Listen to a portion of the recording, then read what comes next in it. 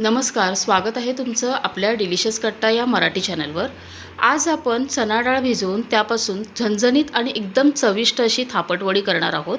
या अगोदर मी तुम्हाला बेसन पिठाची थापटवडी करून दाखवली आहे, तर अशी डाळ भिजवून देखील थापटवडी तुम्ही करून बघा, खूप सुंदर होते।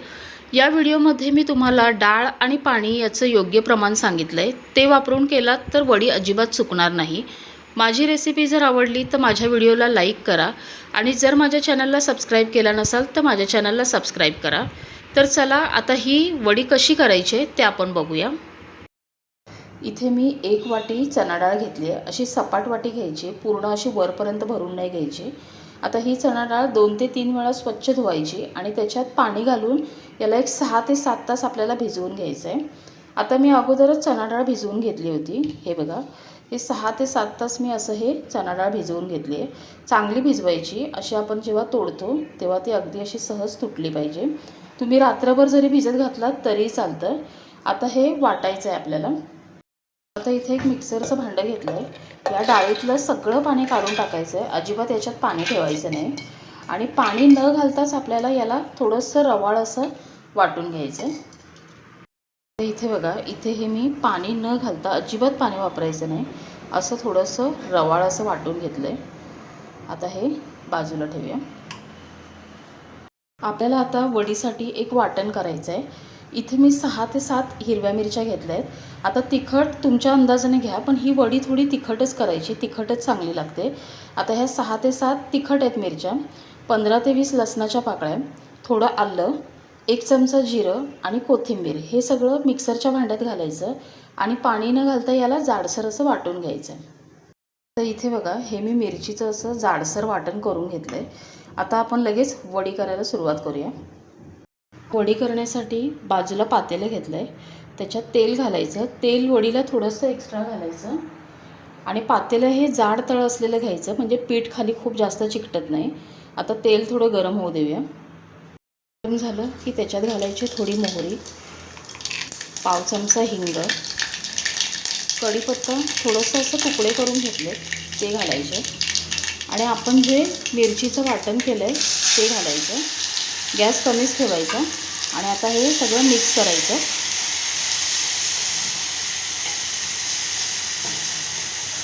आता मी रवीच्या दांड्यानेच पीठ मिक्स करणार आहे, म्हणजे पीठ व्यवस्थित आपल्याला मिक्स करता येतं।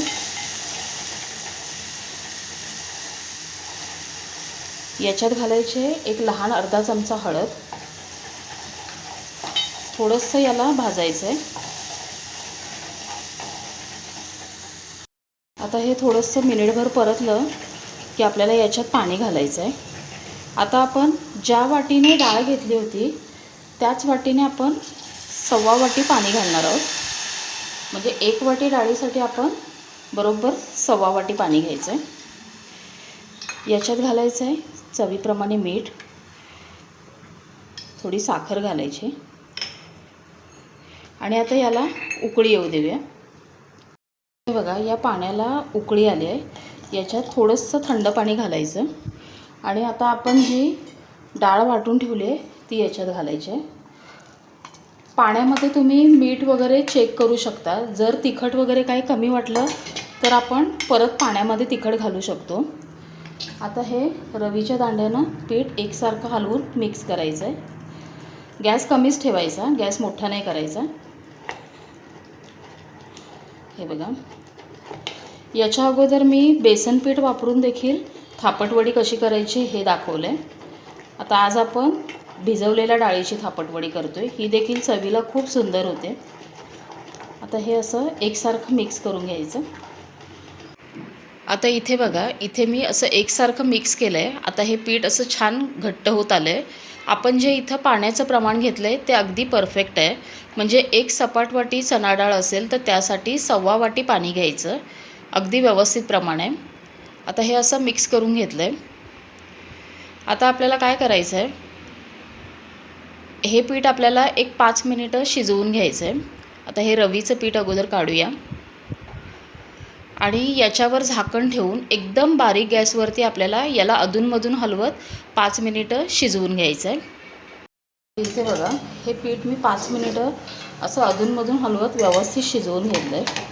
पीठ आपलं व्यवस्थित शिजलं आहे. आता पीठ शिजलं आहे कसं ओळखायचं, तर तुम्ही जर ह्या पिठाला असं वरून हात लावला तर हे पीठ आपल्या हाताला असं चिकटत नाही. हे बघा, म्हणजे हे पीठ परफेक्ट शिजलं आहे.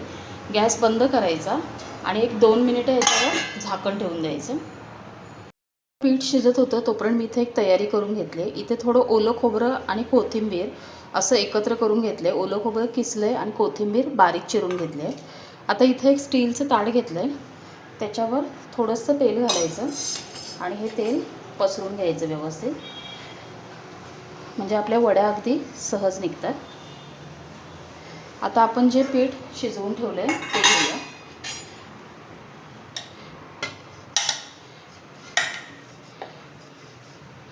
असं एका ताटात व्यवस्थित काढून घ्यायचं. खूप गरम असतं हे पीठ आणि थंड झाल्यानंतर वडी थापायची नाही, नाहीतर त्याचे असे तुकडे पडतात. आता हे पीठ गरम आहे तर मी काय करणार आहे, एक वाटी घेतली आहे. वाटीच्या तळाला अगदी थोडं तेल लावायचं आणि सुरुवातीला हे वाटीने पसरायचं, म्हणजे आपल्या हाताला भाजत नाही.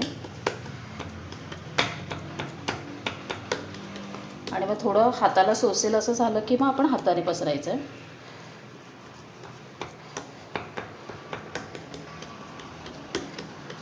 हे बघा, आता जेवढं पीठ असेल त्या साईजनं ताट घ्यायचं, म्हणजे ते आपल्याला अंदाज यायला बरं पडतं.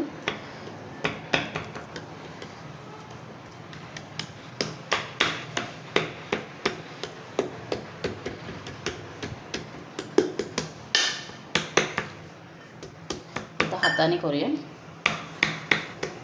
तुम्हाला आता जाड पातळ जशी वडी करायची आहे तसं थापायचं, पसरायचं. आता आपण जे हे खोबरं किसून ठेवलं आहे हे याच्यावर घालायचं आणि याला पसरायचं. हे बघा,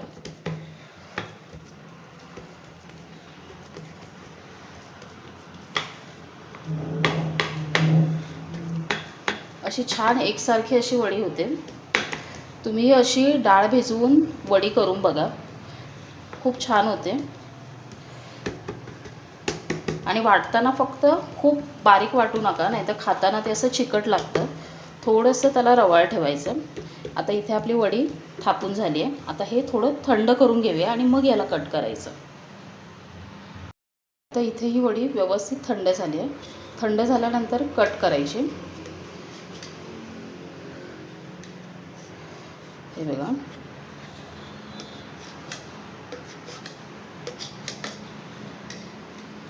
असं अगोदर साईडचं कट करून घ्यायचं.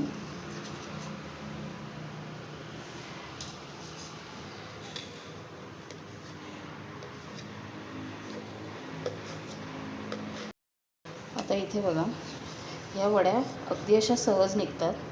बघा, खूप सुंदर झाल्यात. खूप जाडही नाही आणि खूपही पातळ नाही. आता अशा सगळ्या वड्या आपण कट करून घ्यायच्या आणि गार झाल्यावर कट केल्या की त्या अगदी व्यवस्थित निघतात, म्हणून थंड झाल्यानंतर कट करायचं.